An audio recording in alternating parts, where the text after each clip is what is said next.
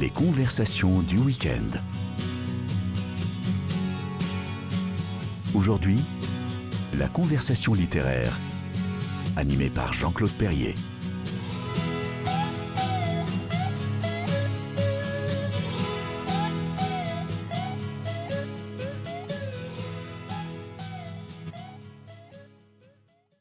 Bonjour à tous les auditeurs de KTO Radio et bienvenue dans cette nouvelle émission des entretiens littéraires du week-end.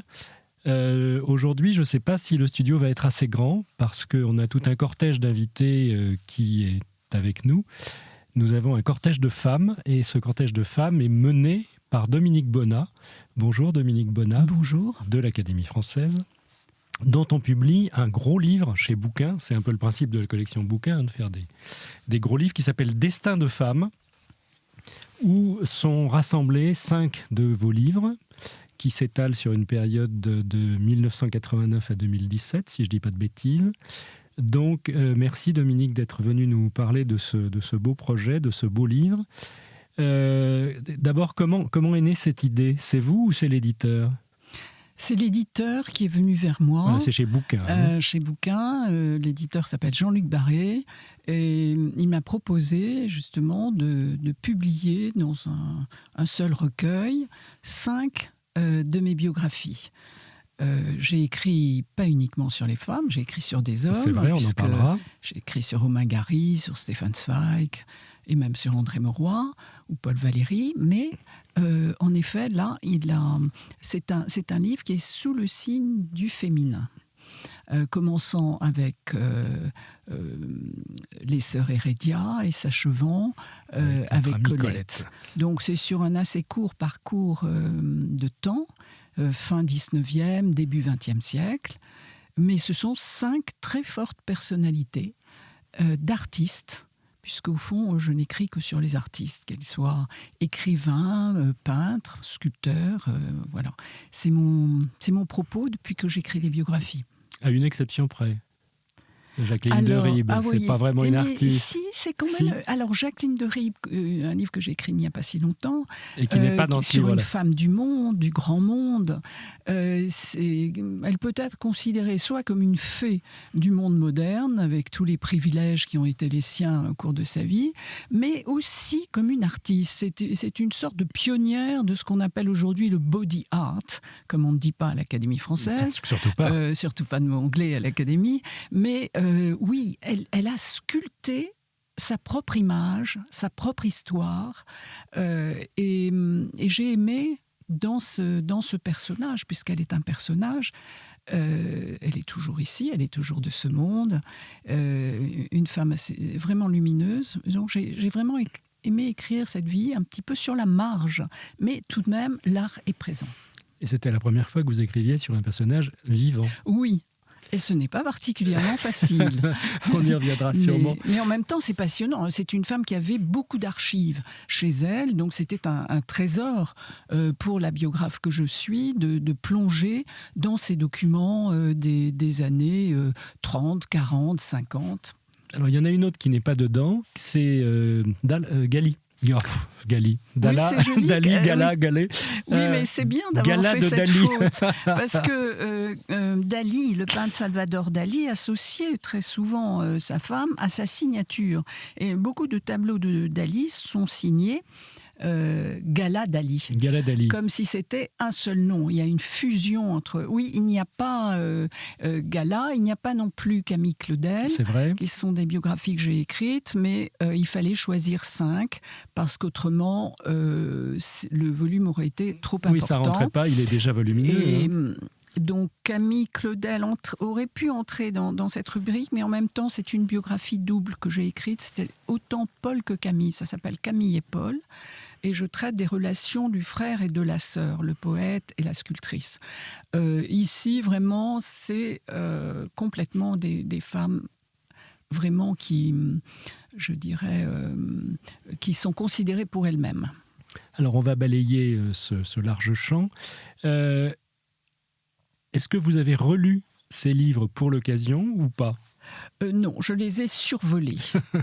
Je les ai survolés parce que je considère que quand un livre est publié, il il existe, il est présent et on ne lui fait pas subir de chirurgie esthétique. Donc les livres sont tels qu'ils ont été publiés. La seule nouveauté, c'est la préface que j'ai écrite. Et au fond, je ne m'étais jamais exprimée sur cette vocation que j'ai depuis longtemps, d'écrire des biographies. Et d'ailleurs, j'ai évité d'employer ce mot de biographie. Oui, on va en parler. Dans l'introduction, c'était un peu une coquetterie de ma part, parce que ce n'est pas un mot que j'évite, c'est un mot très beau. Parce que biographie, qui vient du grec, veut dire écrire sur le vivant. Écrire sur le vivant, donc rendre la vie à des personnages d'autrefois, qui ne sont plus là, mais qui restent vivants finalement par l'image qu'il laisse ou par l'œuvre qu'il laisse. Donc j'aime ce mot de biographie, mais il est quelquefois mal interprété, car la biographie est souvent reliée à l'université. Je n'ai rien contre l'université. Et vous en venez ? Mais j'en viens. Je respecte les professeurs et ils font un travail considérable de recherche, de mise à jour de nouveaux documents. Mais mon propos n'est pas le même. Pour moi, je raconte une histoire. Et c'est là qu'est l'essentiel. Vous êtes aussi romancière, rappelons-le. Donc départ, c'est un peu deux techniques d'un même travail. Oui, je ne fais pas une grande différence entre finalement ce qu'on appelle la biographie et le roman. Si, il y a une différence, c'est que dans la biographie, tout doit être objectivement vrai ou objectivement prouvé. Je n'invente rien quand je parle de Berthe Morisot ou des autres personnages. Rien n'est inventé. Tous les moindres détails se fondent sur un document. Il y a juste les dialogues. Et non, je ne mets pas de dialogue dans mes livres, il n'y en a pas. Ou s'il y a des dialogues, ce sont des dialogues que j'ai extraits d'une correspondance ou d'un témoignage. Mais je m'oppose complètement aux biographies romanesques qui ont cours actuellement. Reconstituées. Voilà, où on reconstitue, où on met justement des dialogues. Il y a parfois des personnages inventés, ou si on n'a pas une scène, on l'invente. Alors pas du tout. Moi, je m'inscris vraiment... J'ai une sorte de carcan que je me donne dans l'écriture avec le respect des documents. Donc encore un mot qu'on n'aime pas, vous n'écrivez pas de biopic. Je n'écris pas de biopic. Voilà, qu'on se le dise. Alors, vous avez conservé de votre carrière universitaire une méthode, c'est-à-dire que vous êtes un rat de bibliothèque, un petit rat de bibliothèque, vous dépouillez, vous consultez, vous cherchez des archives, ça c'est le point de départ. Oui, et c'est pourquoi j'évite ce mot de biographie, c'est que justement on associe très souvent le biographe à ce personnage que vous appelez rat, c'est pas très gentil, surtout que les rats sont des animaux formidables et extrêmement intelligents et malins surtout, mais bon, souvent le biographe... il est associé à la poussière, finalement, des bibliothèques et des archives. Et c'est un tort parce qu'il vit beaucoup dans l'imagination. Car pour reconstituer un personnage d'autrefois, il faut oublier son époque, il faut surtout s'oublier soi-même avec ses repères, ses préjugés de l'époque et essayer de repartir dans le temps, donc vers d'autres mentalités. Et en même temps... c'est un travail d'écrivain, ce qui n'est pas toujours le cas dans les biographies universitaires. Je pense aux anglo-saxons, par exemple. On donne souvent en modèle les biographies dites à l'américaine, avec tous les guillemets qu'on veut. C'est souvent assommant à lire parce que c'est très érudit, il y a tout ce qu'il faut, etc. Il y a des tas de notes, mais c'est quand même fastidieux, ce qui n'est pas le cas de vos travaux. Alors j'espère que ce n'est pas fastidieux de me lire. Je crois que... Bien sûr, ce travail de départ est nécessaire, mais à un certain moment, il faut s'envoler. Il faut quitter l'univers des fiches, des notes, et essayer justement de convoquer sur la page blanche des personnages, des situations, des décors aussi, c'est important les décors, et de reconstituer finalement un monde.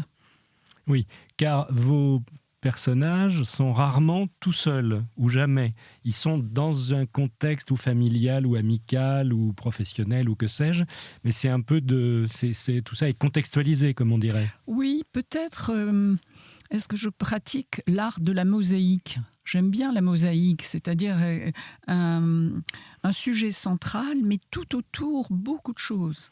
Des couleurs, des mouvements, en effet, des hommes, des femmes, des enfants qui bougent et qui constituent un ensemble. Donc, beaucoup de mes biographies sont ainsi, mais tout simplement parce que dans la vie, on n'est jamais seul. On a une famille, on a des amis, on a même des ennemis quelquefois. Tout un passé, mais tout un présent aussi. C'est-à-dire une Berthe Morisot, par exemple. Eh bien, Berthe Morisot, on ne peut pas la concevoir toute seule. Autour d'elle gravitent des gens étonnants, qui sont ses plus proches amis, qui sont Degas, Renoir, Mallarmé. On ne peut pas passer à côté de ça. Mais il ne faut pas non plus les traiter... Ces génies du 19e siècle, on ne peut pas les traiter comme des statues de bronze. Il faut les faire vivre, il faut se souvenir que c'était des hommes. Pour la plupart, c'était des hommes qui peignaient. Les femmes sont un peu une exception dans l'histoire de la peinture, jusqu'à aujourd'hui. Et donc, il faut reconstituer tout ça. Et donc, du coup, c'est plutôt des portraits de groupe, d'une certaine façon. Oui, en un sens, portrait de groupe, mais destin individuel qui se détache au cœur des portraits de groupe. Alors, sans avoir tout relu, puisque vous dites que vous ne l'avez pas fait, est-ce que vous avez vous-même, en tant que portant un regard un peu extérieur maintenant sur votre travail, est-ce que vous avez remarqué, je ne sais pas, des constantes ou une évolution entre votre manière de faire de 1989 et celle d'aujourd'hui ? Oui, il faudrait même remonter plus avant, parce qu'à mon premier livre... Je parle de celles qui restent dans mes biographies, oui, celles qui sont là. Mais je me dis que, oui, je pense qu'on approfondit son métier. Alors là, je ne parle plus d'art du tout, je parle de métier. Le premier livre, mon tout premier roman, qui est une histoire d'amour, évidemment. Ce premier livre, je l'ai écrit spontanément, sans du tout réfléchir à une théorie, à la façon de me situer par rapport aux grands écrivains français, etc. C'est un élan. C'était quoi ? Ça s'appelle Les Heures volées. Et ça a été publié au Mercure de France en 81. Je crois, oui, en 1981. Et c'est vraiment une date de naissance, en fait, pour un auteur. Je ne pensais pas poursuivre. C'était un élan. Voilà, j'ai écrit quelques pages. Moi, je me souviens d'Argentina, qui était au Mercure de France aussi. Oui, voilà, ça a suivi un roman d'aventure qui se déroule tout en Argentine. Donc, j'ai commencé, en fait, avec le roman parce que j'avais des histoires dans la tête, des décors que je voulais transcrire aussi par écrit. Mais je crois que c'est important de garder ça, même au cœur d'un travail comme le mien, qui est biographique, cet élan, cette inspiration, ce bonheur d'écrire, en fait. Ce bonheur d'écrire, j'espère qu'on le retrouve dans mes livres. Et le roman, c'est fini pour l'instant ?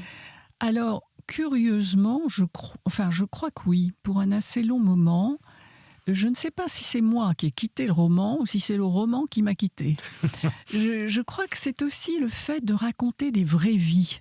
Raconter des vraies vies m'a éloigné de la fiction, parce que ces vraies vies, elles sont souvent beaucoup plus romanesques que tout ce qu'on pourrait inventer. C'est ce qui se dit, effectivement, ça paraît banal, mais c'est vrai. Oui, beaucoup de destins qui sont là dans ce bouquin, puisque c'est comme ça qu'on l'appelle, cette collection bouquins, raconte des histoires complètement extraordinaires. C'est vrai. Oui. Des choses que peut-être un romancier aurait peiné à imaginer, ou se serait dit je ne vais pas le mettre là par écrit parce que personne ne me croira. Donc comment une femme issue de la bourgeoisie comme Berthe Morisot parvient à peindre, je dirais, épaule contre épaule avec un Édouard Manet ou avec un Edgar Degas, c'est assez prodigieux. Mais comment les sœurs Hérédia, les trois sœurs, filles du poète, s'invente une vie amoureuse parfaitement érotique derrière le paravent des conventions, c'est aussi extraordinaire. Comment Paul Valéry, qui est un poète de l'intelligence, un cérébral, tombe éperdument amoureux à la fin de sa vie, les toutes dernières années de sa vie, d'une très jeune femme qui a la moitié de son âge, et finit par mourir se laisser éteindre parce qu'elle l'abandonne. Voilà, ce sont des histoires tellement belles et puis qui ont aussi un écho avec nous aujourd'hui. Et souvent, ce sont des histoires... Alors, les personnages ne sont pas inconnus, mais Non. souvent peu connus. Vous aimez bien faire sortir de l'ombre des personnages peu connus ou méconnus. Je veux dire, les sœurs Heredia, on connaît surtout le père, le poète, effectivement. Oui, La maîtresse de Paul Valéry, on connaît Valérie, on ne connaît pas forcément celle dont vous nous parlerez tout à l'heure. bon, c'est vrai, j'aime un certain mystère. J'aime un certain mystère. C'est une des clés des livres aussi, le mystère. On veut savoir ce qui se passe. Il y a une intrigue. Il y a toujours une intrigue dans un livre. S'il n'y a pas d'intrigue, c'est un peu difficile de s'y plonger. Oui, mais en même temps, je pense que tout individu est mystérieux. Même les gens célèbres. Ils ont un jardin secret, ce qu'on appelle le jardin secret. Des choses qui ne sont pas dites, des choses qu'il faut aller chercher, non par indiscrétion, mais parce que ce jardin secret, il est quand même important pour l'individu. Il éclaire le personnage qui autrement est tout d'une pièce un peu bétonnée. Il faut aller chercher les fragilités. Et puis c'est plus intéressant aussi pour un écrivain d'aller chercher des sujets qui n'ont pas été rebattus par 50 personnes avant soi, Oui. je suppose. Mais c'est vrai, quelquefois, je me demande comment font les auteurs de, par exemple, des biographies de Marie-Antoinette. Il y en a eu énormément. Oui, Napoléon. Et récemment, j'en ai lu une, d'ailleurs, de ce professeur qui s'appelle Vial, Pierre-Éloi Vial. C'est une magnifique biographie, vraiment extraordinaire. Ou sur Aliénor d'Aquitaine, on se dit tout a été écrit. Jeanne d'Arc. Et puis Martin Aurèle, qui malheureusement vient de disparaître, a écrit une biographie prodigieuse sur Aliénor. Donc, même sur les personnages les plus illustres, il y a toujours quelque chose à dire ou à écrire. Dominique Bonnat, on va marquer un premier temps. Donc la tradition, vous savez, c'est qu'il y a 3 séquences dans cette émission qui sont scandées par un morceau de musique, 2 morceaux de musique donc. Vous avez choisi en premier extrait donc, de Debussy un extrait de l'opéra Péléas et Mélisande. C'est l'air qui s'appelle Au bord d'une fontaine.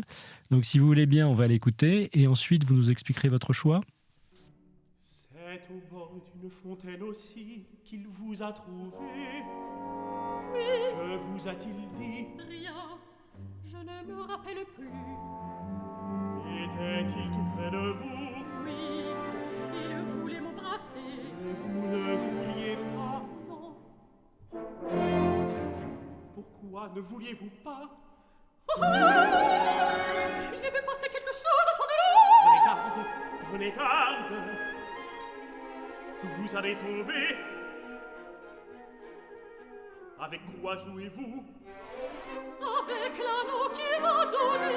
Ne jouez pas ainsi au-dessus d'une eau si profonde. Mes mains ne tremblent pas. Comme il brille au soleil. Ne le jetez pas si haut dans le ciel. Il est tombé. Il est tombé dans l'eau. Où est-il? Où est-il? Je ne le vois pas descendre. Je crois l'avoir brillé. Ma bague. Oui, oui, là-bas. Oh, oh. Elle est si loin de nous. Non, non, ce n'est pas elle. Ce n'est plus elle. Elle est perdue, perdue. Il n'y a plus qu'un encercle sur l'eau. Qu'allons-nous faire maintenant? Il ne faut pas s'inquiéter ainsi pour une bague. Ce n'est rien, nous la retrouverons peut-être. Ou bien nous en retrouverons une autre. Non, non, nous ne la retrouverons plus. Nous n'en trouverons pas d'autres non plus. Je croyais l'avoir dans les mains cependant. J'avais déjà fermé les mains et elle est tombée malgré tout. Je l'ai jetée tôt du côté du soleil. Venez, nous reviendrons un autre jour. Venez, il est temps, on irait à notre rencontre. Midi sonnait au moment où la nuit est tombée. Qu'allons-nous dire à Golo s'il demande où il est? La vérité, la vérité.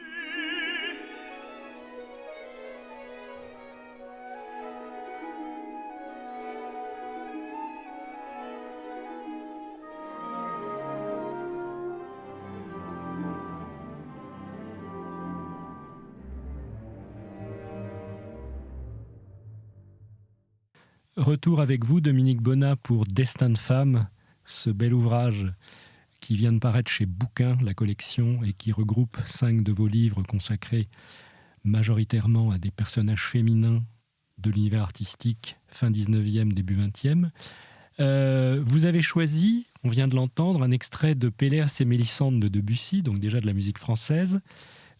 Pourquoi déjà cet opéra et pourquoi ce passage-là sur la pauvre Mélisande qui perd son anneau dans la fontaine? J'ai choisi d'abord Debussy, pas seulement parce que j'aime éperdument ce compositeur, mais aussi parce que même si je n'ai pas écrit de livre sur lui, il ne cesse d'être présent dans tout ce que je raconte. Il circule d'un livre à l'autre, avec sa tête de faune, sa poésie intense, ses histoires de femmes impossibles, et ce génie, on peut dire, qui est le sien. Péléas et Mélisande est un opéra qui a fait scandale en son temps. Jamais aucun opéra n'a été critiqué comme celui-là. Ah oui? Mais quand on entend la musique de Debussy sur ce livret de Maurice Maeterlinck, vraiment, je trouve que c'est un des sommets de la beauté. Il y a une harmonie prodigieuse, une sensualité aussi, toujours avec Debussy. Et cet opéra est en quelque sorte une transposition du mythe de Tristan et Iseult. J'ai choisi ce passage au bord de la fontaine à cause du thème de l'eau. Parce qu'il me semble que Debussy est un musicien de l'eau. D'ailleurs, il a écrit sur la mer, il a écrit plusieurs sujets sur les fontaines. Il a composé. Il a composé aussi sur le thème de la pluie, Jardin sous la pluie. Donc, l'eau, pour moi, symbolise le mieux possible ce musicien. Et puis, le thème de l'eau, c'est très lié aux fées, vous voyez, aux fées du Moyen-Âge qui surgissaient toujours au bord des fontaines. Et Debussy est assez imprégné de cette mythologie aquatique, c'est-à-dire que l'eau, c'est pas seulement la beauté de l'eau qui court, c'est aussi le mystère de l'eau. Et puis l'eau, c'est tout ce qu'il y a dans notre conscience, dans notre mémoire, tout ça est mouvant, fluide. Ça va bien avec l'impressionnisme, ça va bien avec la redécouverte du Moyen-Âge à la fin du 19e siècle, etc., etc. Oui, c'est le musicien de l'impressionnisme. On dit qu'il est, au fond, dans le monde de la musique, c'est la correspondance. D'un côté, les peintres, comme Monet, Degas, Morisot, et de l'autre, Debussy. Voilà, un choix qui fait sens, comme on dit aujourd'hui. Alors, plongeons-nous dans vos destins de femmes, si vous voulez bien, avec ces sœurs Hérédia. Alors déjà, on est bien évidemment tenu de vous avouer que peu de gens savent que Hérédia a eu 3 filles. Quand vous racontez l'histoire, on se dit « Ah oui, mais oui, bien sûr, parce que Pierre-Louis, etc. etc. » Mais spontanément, c'est une redécouverte, ça aussi. Je ne les connaissais pas non plus, à dire vrai, quand j'ai eu l'idée d'écrire ça, parce que c'est une de mes amies qui a 2 sœurs, donc elles sont 3 sœurs, et je lui disais « Ah, oh là là, 3 sœurs, ça doit être formidable de vivre ça, tu es comme... les sœurs Mitford, encore qu'elles sont encore plus nombreuses. Et je cherchais une référence dans la littérature, 3 sœurs, et elle me dit oui, comme les sœurs Hérédia. Comme je ne les connaissais pas, j'ai cherché. À l'époque, il n'y avait pas Google, etc. Donc, j'ai fait le tour des librairies d'anciens, de livres anciens, et là, je suis tombée par hasard, mais par le plus grand des hasards, sur un album. C'était un album érotique montrant des femmes nues très 19e siècle, mais très nue aussi. Et un peu le potelée, libraire, très brune. oui, toute brune. Et très C'était la potelée. caractéristique, toutes étaient brunes. Et c'était parce que l'auteur de cet album, le photographe, celui qui était derrière le Kodak, puisque c'était pris avec un Kodak, c'était le poète Pierre Louis. Il avait Personnellement, photographié ses maîtresses. qui était très coquin, Pierre-Louis, Très voire coquin. érotomane. Ah oui, ah oui. Et là, parmi toutes ces femmes, il y avait Marie de Heredia, qui est la deuxième fille de José Maria de Heredia. Et donc, évidemment, on quittait le poète des conquérants, le poète qu'on apprend à l'école, etc. Et puis, on tombe vraiment sur une autre planète. Et ça m'a beaucoup amusée, j'ai cherché. Et elles ont eu des vies tellement extraordinaires, elles ont eu des vies amoureuses tumultueuses, Voilà, tumultueuses. mais avec un dénominateur commun, c'est que tous leurs amants, et leurs maris aussi, ont été des poètes. Elles n'ont aimé que des poètes dans la vie. Ils sont nombreux. Et donc, c'est à la fois, cette biographie est à la fois, je dirais, un livre un peu érotique, mais aussi un livre sur la poésie au XIXe siècle. Oui, abordé par un mais biais abordé agréable. différemment. C'est une famille complètement démente. C'est Heredia. Il y a déjà les parents, ces Cubains Oui, ils installés viennent de en Cuba. France. Donc tout cette espèce d'exotisme, tout le côté flamboyant de Heredia. C'est un flambeur, c'est un joueur. Il va ruiner la famille je ne sais combien de fois et personne ne lui en veut. Sa femme l'aime toujours, etc. On reçoit énormément, on fait la fête. L'appartement que vous décrivez au début de votre livre est assez luxueux, somptueux. Il y a des salons, enfin, etc. C'est toute cette fin du XIXe siècle. C'est un autre monde pour nous. Oui, c'est une atmosphère tropicale, mais en plein Paris, avec tous les écrivains qui ont laissé une trace dans les recueils de littérature. Bon, mais ils sont là, justement, perçus tout à fait autrement. Donc, c'était le but de ce livre. C'était finalement un peu malicieux. Voilà, la démarche est un peu malicieuse. Il fallait briser les moules, enfin le côté bronze que je n'aime pas tellement, et retrouver des individus libres. Et c'est la liberté de ces trois sœurs qui m'a le plus étonnée, parce qu'elles sont quand même dans un milieu bourgeois où les jeunes filles de cette époque sont très tenues, ont des chaperons. Et alors, ces trois sœurs, sans doute elles tiennent-elles cela de leur père ou de l'influence tropicale, du sang chaud des tropiques, je ne sais pas. Mais en tout cas, rien ne leur fait peur. Elles vivent comme elles l'entendent. Et ça m'a beaucoup étonnée. Au niveau des mœurs, elles sont effectivement très modernes, entre guillemets, et elles s'affranchissent de toutes les contraintes.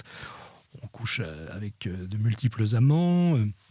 On a des enfants hors mariage qu'on reconnaît ou qu'on ne reconnaît pas, qu'on refile. Enfin, c'est assez étonnant. Alors, on trouve Debussy, justement, dans ce cercle des sœurs Heredia, parce qu'il est le grand ami de Pierre-Louis. Il vient souvent dans la garçonnière de Pierre-Louis, où il y a un piano, et il vient jouer. Mais évidemment, il joue des airs un petit peu différents quand il vient chez Pierre-Louis, où il y a des créatures de rêve qui les entourent, qui parfois s'allongent sur le piano. Enfin, c'est tout à fait...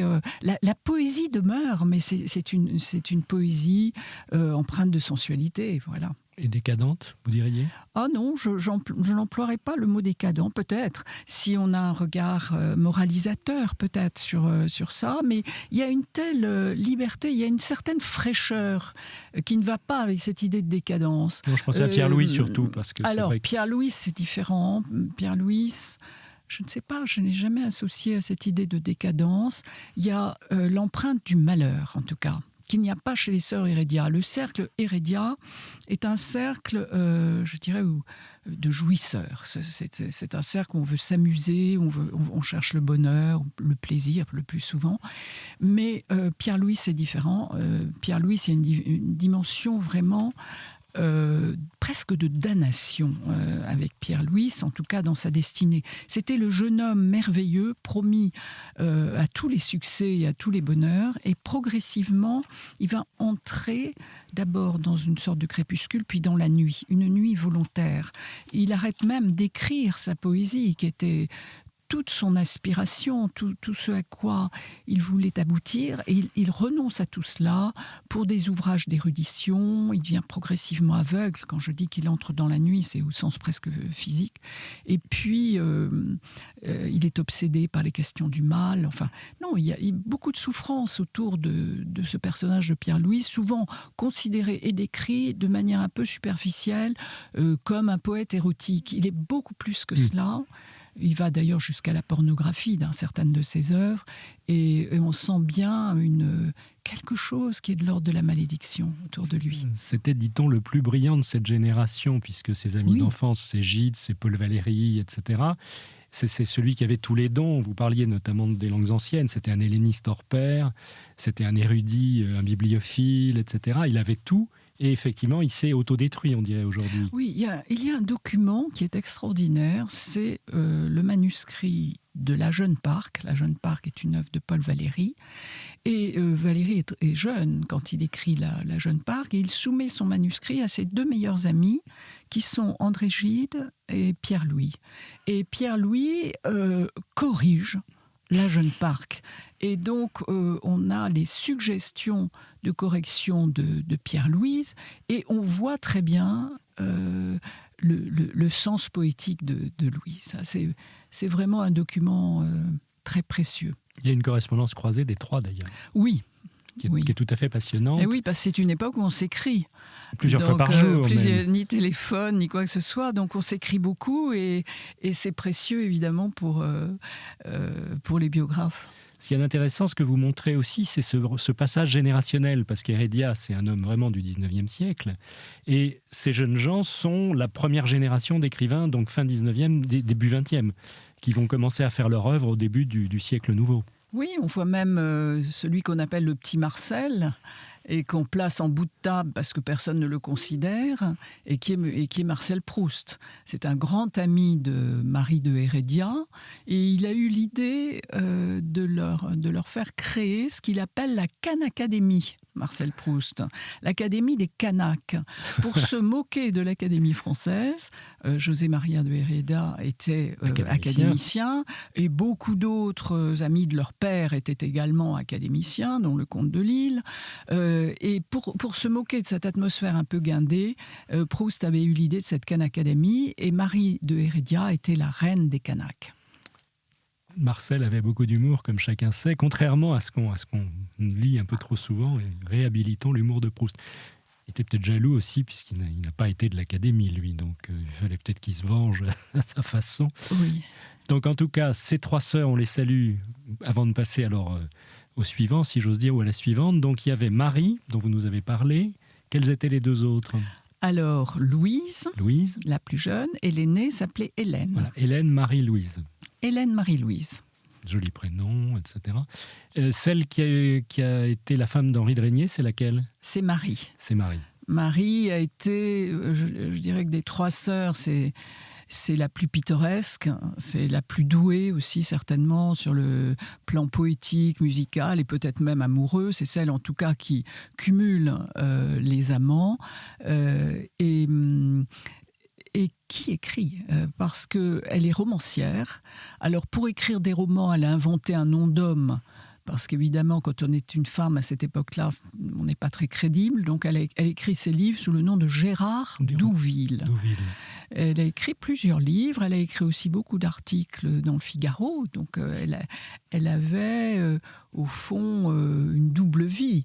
Une vie officielle, mondaine, très convenable, mais aussi une vie secrète, une vie amoureuse, impertinente. Et elle a eu un fils. Elle a un fils qui s'appelle Tigre, on ne peut pas être mieux nommé, qu'elle a adoré et qui est malheureusement mort avant elle. Il est mort jeune et un peu maudit lui aussi. Oui, il a été saisi par le démon de la vie, il vivait la nuit, c'était un noctambule, il buvait beaucoup trop et il est mort de tout cela. C'était le fils de Pierre-Louis ? On ne sait pas très bien. Élevé par Régnier, mais on dit que c'était le fils de Pierre. Il porte le nom d'Henri de Régnier, il s'appelle Tigre de Régnier. Mais évidemment, son père est peut-être Pierre-Louis, d'après les lettres que j'ai pu lire de cette famille. Et quelle famille. On enchaîne, si j'ose dire, avec Berthe Morisot. Alors ça, c'est quand même une redécouverte, parce que c'est vrai qu'elle a été longtemps minorée parmi les peintres impressionnistes. On parlait quasiment jamais de Morisot, où elle était à côté. Et maintenant, elle est devenue, avec le mouvement général féministe et qui se porte de plus en plus vers la redécouverte d'artistes féminines. Vous parliez de Camille Claudel tout à l'heure. Elle est devenue une star presque à l'égal de Rodin, alors que pendant très longtemps, elle était minorée. Morisot, c'est pareil. Maintenant, c'est une vedette. À l'époque, ça ne l'était pas. Oui, quand j'ai écrit ce livre en 2000, elle était encore assez peu connue. Ou du moins, elle était au second plan par rapport aux grandes vedettes de l'impressionnisme que sont Monet, Degas, Renoir, Sisley, etc. Elle a mis longtemps, je dirais, à sortir de cette ombre. Il a fallu plusieurs expositions, surtout plusieurs rétrospectives. Le musée d'Orsay a longtemps été réticent et puis finalement lui a consacré une très belle exposition il y a peu d'années. Mais je crois qu'elle va encore avancer, elle va encore se distinguer. Je pense qu'il faut lui éviter, en tout cas. Alors, c'est vrai que j'ai écrit ce livre qui s'appelle Destin de femme. C'est comme s'il y avait une bulle, vous voyez, féminine, voire féministe. Et je ne voudrais pas, parce que finalement, Berthe Morisot a son destin à elle. Et quand je la vois exposée avec d'autres peintres femmes, je le regrette, parce qu'on a l'air de dire « voyez ce que peignent les femmes ». Mais non, il faut la montrer seule, ou bien il faut la montrer avec parmi des les femmes autres. et des hommes. Des hommes, bien sûr. Et non pas dans un îlot à part. J'allais dire un ghetto. Voilà, un ghetto qui serait le ghetto des femmes. Donc, dans ce livre, eh bien, je l'ai intitulé « Destin au pluriel de femmes », au pluriel aussi. J'espère que ce n'est pas un livre fermé. Pour moi, c'est un livre ouvert. Et toutes ces femmes, en tout cas, que je décris, ont lutté pour signer leur vie, pour exister par elles-mêmes. Et chez Morisot en particulier, il y a une volonté farouche d'exister par elle-même. Comme Camille Claudel. Avec son inspiration, avec son style. Artiste. Comme Camille Claudel. Elles sont farouchement artistes, c'est joli cette expression que vous venez d'utiliser. Et oui, mais pour elles, c'est un combat aussi, c'est un combat. Ça a été une lutte. On va y revenir. Alors, cher Dominique Bonnat, deuxième extrait musical. On reste dans la musique française et à peu près à la même époque, avec donc un morceau de Ravel, extrait de l'opéra L'Enfant et les sortilèges. C'est le passage qui s'appelle La cage.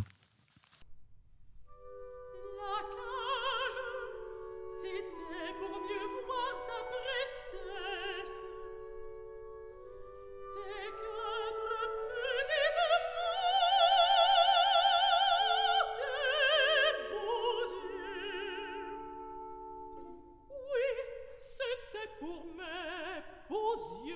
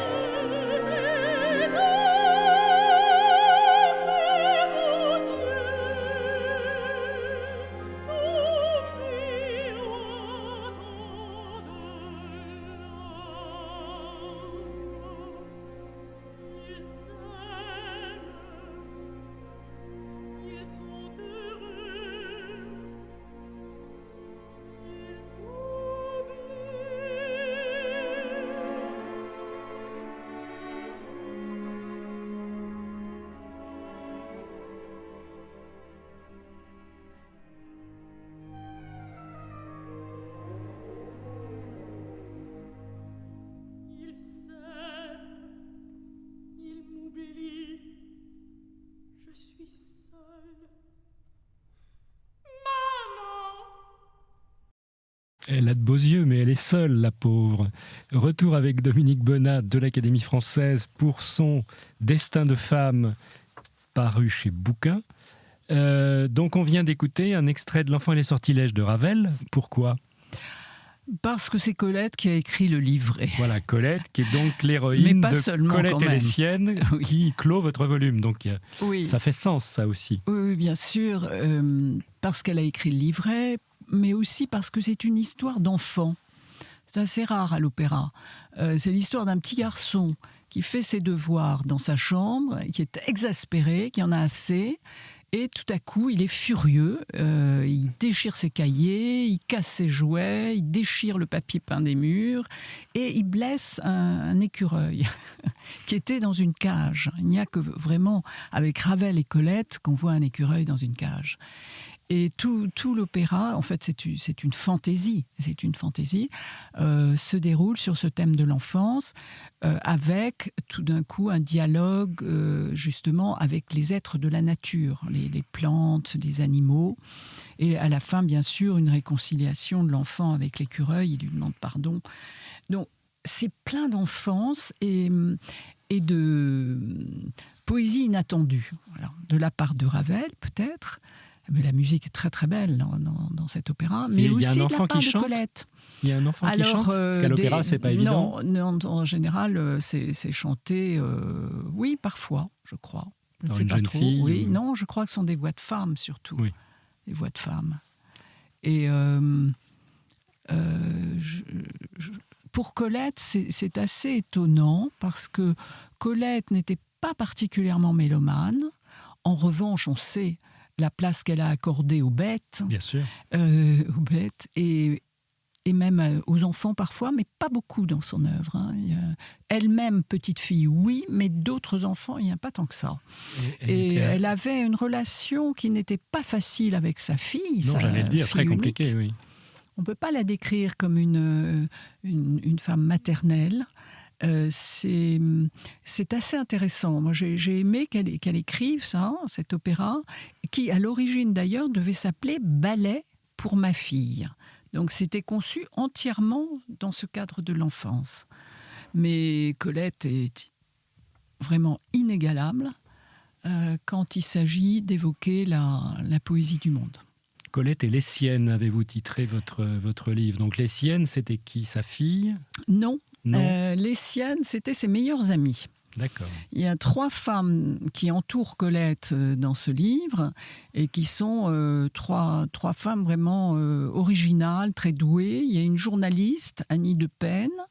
Il y a une comédienne de music-hall, on peut dire, qui s'appelle Musidora. Ah oui.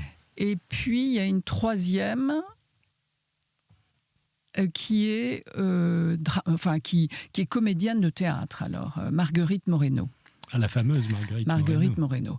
Et ce sont les 3 meilleures amies. En fait, je ne voulais pas écrire une biographie de Colette parce que je considérais qu'il y en avait déjà. Oui, on en parlait tout à l'heure, c'est très abondamment traité. Oui. Un jour, j'ai lu un article de journal qui était consacré à un épisode de la vie de Colette. En 1914, les hommes partent pour le front. Et ces 4 femmes se retrouvent toutes seules, à Paris, isolées. Colette déteste la solitude. Elle habite un petit chalet dans le 16e arrondissement au bord du bois de Boulogne et elle appelle ses 3 meilleures amies à vivre avec elle. Et elles forment une sorte de gynécée. Là, elles vont vivre entre femmes pendant plusieurs mois, presque une année. Et j'ai trouvé ça très... très étrange. Et j'ai écrit ce livre pour cette raison-là. Donc le livre est centré sur cet épisode, mais avec des ramifications en arrière, dans le passé de Colette, mais aussi des projections en avant dans ce que sera plus tard la vie de Colette. Et c'était des femmes à l'ego fort. Ça s'est bien passé. Je pense à Marguerite Moreno, par ailleurs. Oui, elles s'entendent très bien. Je dirais même, elles s'aiment. Elles s'aiment. Elles cuisinent, elles cousent, elles vont faire le marché, elles se distribuent les tâches de la maison et puis en même temps, chacune essaie de poursuivre dans sa voie artistique. Et ça tient. Ça tient très bien. Pas le chignon. Non, elle ne se crêpe pas le chignon. Les amitiés féminines de Colette sont importantes, sont spontanées, sont radieuses, j'allais dire, radieuses. Et ce sont des amitiés fidèles, qui plus est, qui vont durer jusqu'à la mort des unes et des autres. Marguerite Moreno a vécu très âgée. Elle a vécu très âgée. Colette aussi. Musidora aussi. Il n'y a qu'Annie de Pène qui est foudroyée par la grippe espagnole en 1918 et qui meurt donc très jeune. Mais aucune des autres ne va oublier Annie de Pène. Donc il y a vraiment... on dit souvent que les hommes ont des amitiés qui durent toujours, des amitiés solides, mais les femmes aussi. Colette a eu des amitiés solides dans la vie. Les fameuses amitiés viriles des hommes. Voilà, viriles ou pas, mais fidèles. Voilà, fidèles. Alors, il y a des amis, il y a des sœurs. Vous avez dressé le portrait de 2 sœurs. Alors, celles-là, vraiment très peu connues avant vous. Qui sont-elles? Oui, j'ai écrit Yvonne un livre, et Christine Rouard. Alors, Yvonne et Christine Rouard, qui étaient nées Leroll, sont les filles d'un peintre, Henri Leroll, qu'on ne connaît plus beaucoup, qui était un peintre de thèmes religieux. Il a peint des fresques dans des églises, notamment à Paris. Mais ces 2 sœurs ont été peintes par Renoir. Il y a un tableau fameux qui est aujourd'hui au musée de l'Orangerie, qui les représente au piano. Ce sont 2 jolies jeunes filles, les joues un peu roses, très mignonnes. Et ces 2 jeunes filles vont connaître un destin tragique. Donc je suis partie du tableau pour raconter l'histoire de ces 2 sœurs au cœur de leurs 2 familles, les Leroll et les Rouard, mais avec toutes les ramifications. Là aussi, on retrouve les mêmes que dans Berthe Morisot. Oui, c'est vraiment un milieu. C'est un peu la génération après Berthe Morisot. Pour moi, c'est un petit peu la suite, si j'ose dire, en termes de série. C'est la suite de Berthe Morisot, une génération après. Elles sont très liées d'ailleurs à la fille de Berthe Morisot, qui elle-même épousera un frère Rouard. Donc elles sont non seulement amies, mais liées par leur mariage. Et voilà, je reconstitue une galaxie. Car il y a une galaxie qui commence avec la famille Manet, la famille Morisot, les familles Rouard et Leroll, et qui s'achève avec la famille Paul Valéry. Il y a des liens vraiment d'état civil, je dirais, mais aussi des liens d'affection, bien évidemment, et des liens d'inspiration, parce que c'est le post-impressionnisme qui se met en place. Alors, sans transition, le dernier de ces 5 ouvrages, donc, c'est la dernière histoire d'amour du vieux et chant, et tendre et attendrissant Paul Valéry. Oui. Là aussi, c'était un trésor caché, j'allais dire, mais qui n'était plus caché quand je l'ai regardé. Ce sont 1000 lettres d'amour que Paul Valéry a écrites à cette dernière femme de sa vie, qui s'appelait Jeanne. Des lettres incandescentes, des lettres magnifiques. Coquines. Et il a écrit aussi un recueil de poèmes pour elle, qui au départ n'était pas fait pour être publié. C'était un recueil secret de leur histoire d'amour. Et tout ça a été mis en vente aux enchères 40 ans après par cette même Jeanne, qui a considéré que cette histoire ne lui appartenait pas à elle toute seule et qu'elle devait la mettre en quelque sorte sur le marché. Elle était beaucoup plus jeune que lui, vous le disiez tout à l'heure. Oui, la moitié de son âge. D'accord. Exactement. Donc elle lui a survécu largement. Elle lui a survécu largement. Elle a vécu avec ce secret et puis un jour, elle a rendu public les lettres. Ce sont 2 universités, une université américaine et une université japonaise qui ont racheté ces lettres. Mais donc, elles ont été publiées en partie dans des recueils, et puis on peut les consulter. Et j'ai écrit donc un livre à partir des lettres d'amour. Que vous n'avez pas pu acquérir. Ah non, j'aurais aimé les acquérir, mais non. Mais je me les suis quand même un peu appropriés, parce qu'en les lisant, en réfléchissant aux mots employés, en les mettant en scène. J'ai mis en scène les lettres d'amour pour reconstituer l'histoire de Paul et de Jeanne. C'était un grand secret, ça. Ah oui, c'était une liaison secrète. Paul Valéry était marié, avait une famille, c'était un grand-père gâteau. Académicien français, en plus. Académicien français, bien évidemment. C'est un personnage officiel. Vous savez qu'il a eu un enterrement national. Le dernier, oui. En 1945, c'est le général de Gaulle qui a voulu qu'il y ait des funérailles nationales. Son cercueil a été exposé sur l'esplanade du Trocadéro. Les Français, pas seulement les Parisiens, il y a des Français venus de toutes les provinces qui ont défilé devant le cercueil de Paul Valéry. De Gaulle avait voulu, autour du cercueil d'un poète, faire la réconciliation nationale. Oui, en plus, Valéry a été impeccable pendant la guerre. Il a soutenu Bergson, etc.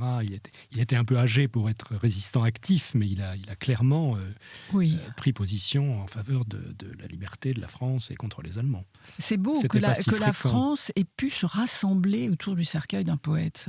Je ne sais pas si aujourd'hui ce serait possible. Peut-être encore, peut-être. Il faudrait avoir le poète, peut-être. Alors donc, cette histoire, cette dame qui avait un pseudonyme masculin... Oui, elle écrivait elle aussi des romans sous le nom de Jean Voilier. Valéry aimait beaucoup qu'elle ait pris ce pseudonyme de Voilier.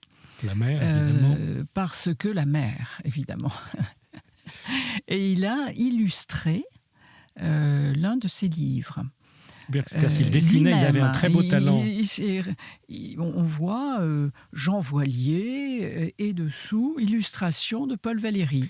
Il avait ce talent aussi. On a vu des tableaux très, très beaux. Ce n'était pas seulement un amateur, il avait un vrai talent de peintre. Oui, il y a des écrivains qui savent dessiner. Victor Hugo aussi dessinait Victor Hugo, très bien. c'est presque un peintre. Mais Valéry aussi. Oui. Ah oui, Valéry dessinait très très bien. Et donc, histoire torride ? Alors, histoire torride, oui, mais en même temps, histoire de femmes. C'est pourquoi ce livre fait partie de ce recueil. C'est que Jeanne Voilier a tout de même une grande personnalité. Elle a été une des premières femmes avocates, quand il n'y avait que des avocats dans la profession. Elle a créé une maison d'édition spécialisée dans le droit qu'elle a conduite en chef d'entreprise, chef 2FE d'entreprise, déjà. Et donc, là aussi, une femme qui a beaucoup plu dans la vie, qui a eu des aventures avec des hommes, avec des femmes, qui étaient très diverses dans ses amours. Mais malheureusement, elle n'avait pas cette fidélité du cœur qui aurait pu combler Paul Valéry. Et donc, il y a une séparation qu'il subit et qui va le conduire à une tristesse irrémédiable. Il était âgé à l'époque. Oui, enfin, il avait 70 ans, mais il était en mauvaise santé. Paul Valéry est un grand fumeur. Il est vraiment ravagé par le tabac et peut-être aussi par les privations de la guerre. Enfin, tout ça est mauvais pour sa santé et elle ne pourra pas le sauver. Les histoires d'amour finissent mal en général, dit la chanson. Oui, mais il y a quand même de très belles phrases qui surgissent de ce livre. Et il lui a notamment écrit cette phrase. Il paraît que tu étais... Non, je crois que tu étais pour moi toute la vie, alors que moi j'étais entre la vie et toi. Quelle plus belle manière de terminer cette émission que par une citation de Paul Valéry, que nous aimons beaucoup. Merci infiniment, Dominique Bonnat, d'être venu nous parler de ces destins de femmes parus chez Bouquin. Donc 5 recueils, 5 de vos livres en un seul recueil. Et évidemment, il y a tous les autres livres qui n'ont pas pu entrer dans celui-là. Peut-être un autre bouquin un jour. Destin d'homme. Il faut rêver. Rêvons. Merci encore. Merci.